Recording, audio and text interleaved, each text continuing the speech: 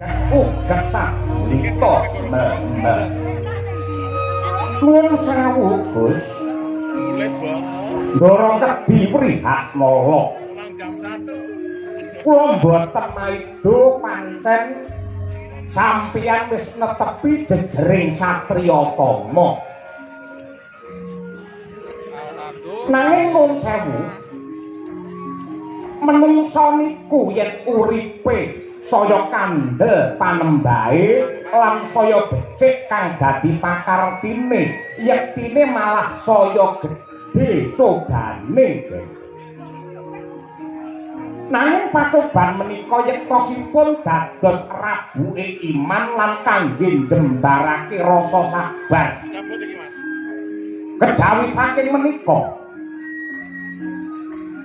manungsa niku ora bisa uwal saka tembung yuja lan yuji. Wong urip niku ora bisa ninggalake tembung yuja lan yuji. Wong yen diuja mesti bakal diuji, wong yen diuji bakal ya diuja. Mula antarane diuja lan diuji kuwi rong perangan sing ora bisa dipisahake. Mula kudu setiti permati lan ngati-ati.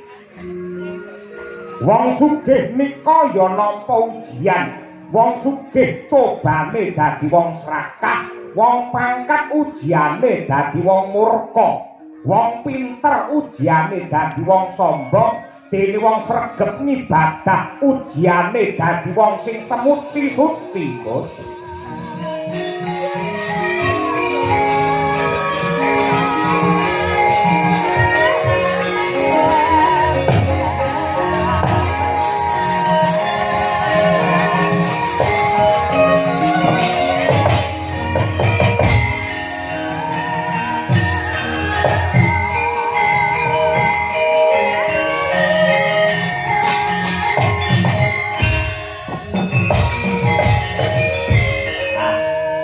Boten wonten ginanipun sampeyan ngetuni lakon ing sampun kelampahan. Ning mangsa nika ingkang dumados wonten madyaning alun-alun ingkang raka nenggih pun jagal dilawa tetambingan kaliyan Raden Rajamala. Wonten bab ingkang ganjil, wonten bab ingkang boten tinemu ing nalar. Saben-saben Rajamala mati kinemplungake wonten madyaning sendang watari bali urip melih ngoten marambah makaping-kaping. Yen sampeyan ora makati sampeyan ora tumandang bakale sampeyan mengko getun kedurung tembe urine yen nganti Sang Jaka Bilawa mati.